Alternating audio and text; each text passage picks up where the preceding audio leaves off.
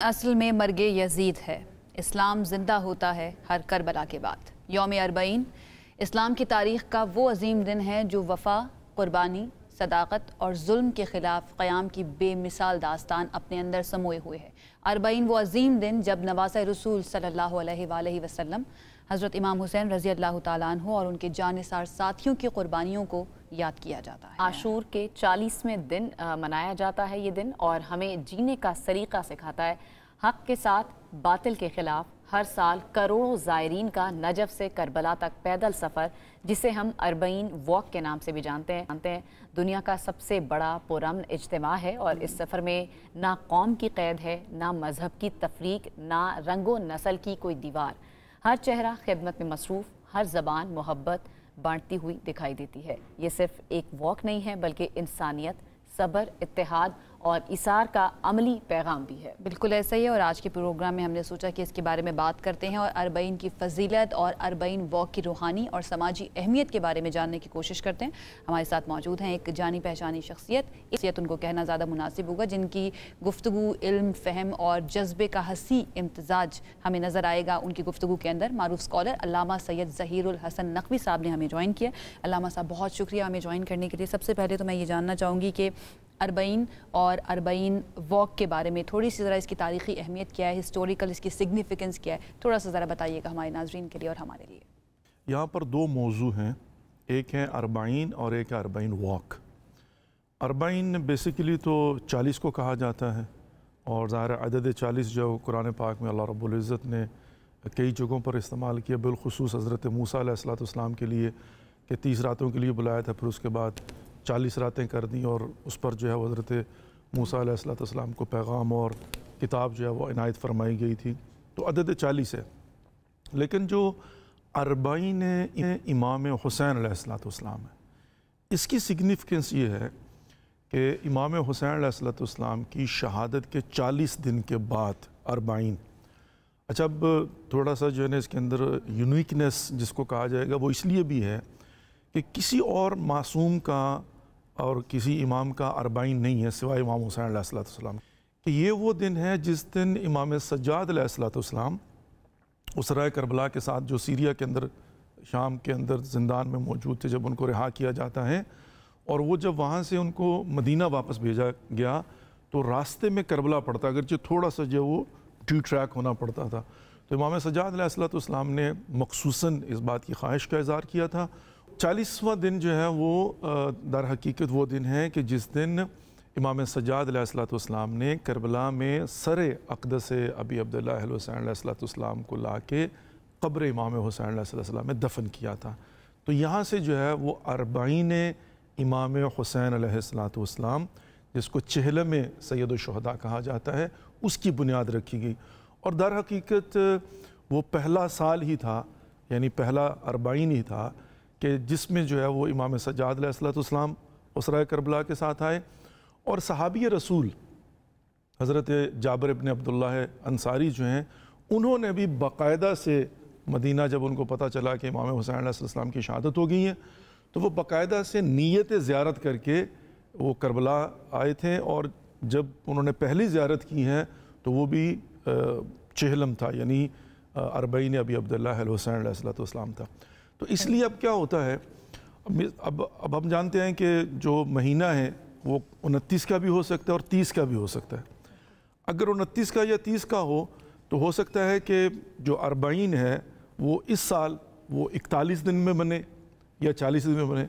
تو ہم کیا کرتے ہیں کہ ہم نے جو 61 ہجری کا اربعین تھا، یعنی جو 10 محرم اس سال میں تھی، اس کے حساب سے جو 40 دن ہوتے ہیں 20 صفر بنتی ہے، یعنی اس میں یوں سمجھے کہ وہ 30 کا تھا، تو اس لیے ہر سال جو ہے وہ 20 صفر کو ہی اربعین ابی عبداللہ الحسین علیہ السلام کو کمیموریٹ کیا جاتا ہے۔ اچھا علامہ صاحب، اربعین واک کا آغاز کب اور کیسے ہوا؟ ایک تو تھوڑا سا ہمیں یہ بتا دیں، اور اس کے سماجی اثرات کیا ہوتے ہیں، روحانی اثرات کیا ہوتے ہیں؟ اب اربعین واک جو ہے وہ ایک ٹریڈیشن کہ جس میں نجف سے لے کر کربلا تک 76 کلومیٹر کے قریب فاصلہ بنتا ہے۔ اب ٹریڈیشن یہ ہو گئی ہے کہ لوگ جو ہیں وہ نجف جاتے ہیں اور وہاں سے پیدل अरबाइन अबी अब्दुल्लाह हुसैन अलैहिस्सलाम में शिरकत करने के लिए करबला जाते हैं।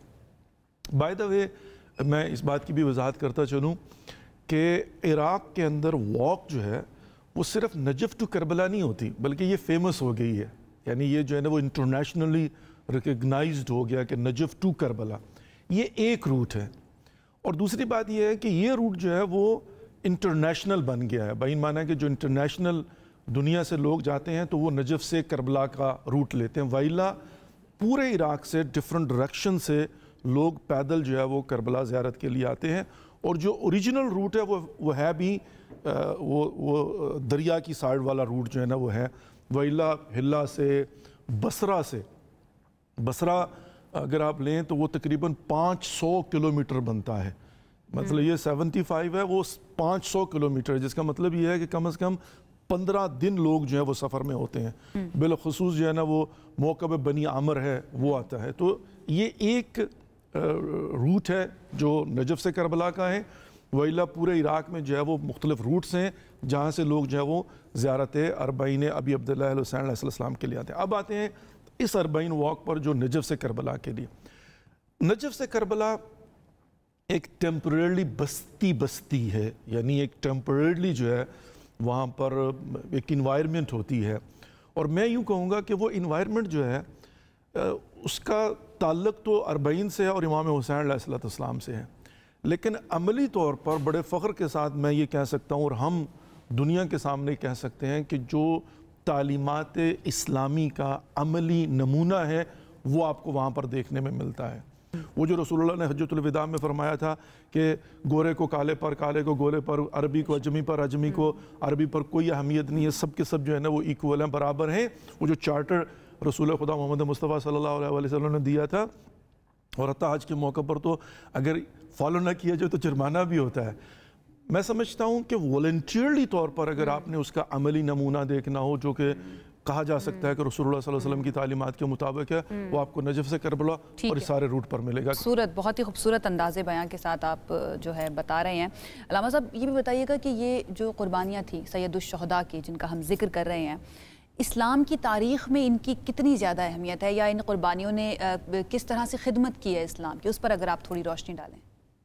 ये जो अबा अब्दुल्ला टाइटल है इमाम हुसैन अलैहिस्सलाम का, रसूलुल्लाह ने दिया है। ये नहीं है कि उनके बेटे का नाम अब्दुल्ला था तो इसलिए अबा अब्दुल्ला, बल्कि रसूलुल्लाह ने कहा अहलन व सहलन या अबा अब्दुल्ला, तो ये टाइटल दिया गया। नंबर 2, रसूलुल्लाह सल्लल्लाहु अलैहि वसल्लम का फरमान है कि जब मैं मिराज सफ़र पर गया था तो मैंने आसमान पर लिखे हुए देखा इन्नल हुसैन मिसबाहुल हुदा व सफ़ीनतुन निजा, कि बतहक़ीक़ हुसैन जो है वो चराग हिदायत है और कश्ती निजात हैं। तो मकसद क्या है इमाम की कुर्बानी का, जो आज हमारे लिए पैगाम है ना, वो क्या है? बल इन्नमा खरजतु लितलब इस्लाह फ़ी उम्मत जद्दी रसूलुल्लाह, मैं क़याम कर रहा हूँ, खुरूज कर रहा हूँ, मदीना तो रसूल छोड़ रहा हूँ जहाँ पर इमाम हुसैन अलैहिस्सलाम का बचपना गुजरा है, जिससे इमाम हुसैन को मोहब्बत थी। और इतनी मोहब्बत थी कि छोड़ते हुए अबू दरदा की रिवायत ये है, उसने कहा कि मैं बादलों की गरज नहीं सुन सकता था, मेरे कान इतने संगीन थे, लेकिन कहा कि 28 रजब को मैंने महल्ला बनी हाशिम से रोने की आवाज़ें सुनी, इतनी बुलंद आवाज़ में गिरिया था। यानी इमाम हुसैन मदीना नहीं छोड़ना चाहते थे। तो क्यों कुर्बानी दे रहे हैं? लितलब इस्लाह, ताकि मैं अपने जद रसूल खुदा की उम्मत में रिफॉर्म ला सकूँ, इस्लाह कर सकूँ। अन उरीद अमर बिल मारूफ व नही अनिल मुनकर, मैं चाहता हूँ कि अमर बिल मारूफ करूँ, नहीं अनिल मुनकर करूँ। कि आज के दौर में अगर अमन चाहते हैं, अगर इस्लाह उम्मत चाहते हैं, अगर हम भाईचारा चाहते हैं, इस्लाम की तालीमात को फैलाना चाहते हैं और अल्लाह की ख्वाहिशात के मुताबिक सोसाइटी को वजूद में लाना चाहते हैं, तो ये हमारे लिए मशअल राह है और रोल मॉडल है। राइट, बहुत बहुत शुक्रिया। मारूफ स्कॉलर अल्लामा सैयद ज़हीरुल हसन नकवी साहब हमारे साथ मौजूद थे और बड़े ही खूबसूरत अंदाज में उन्होंने आज के दिन की अहमियत और सिग्निफिकेंस को बयान किया है।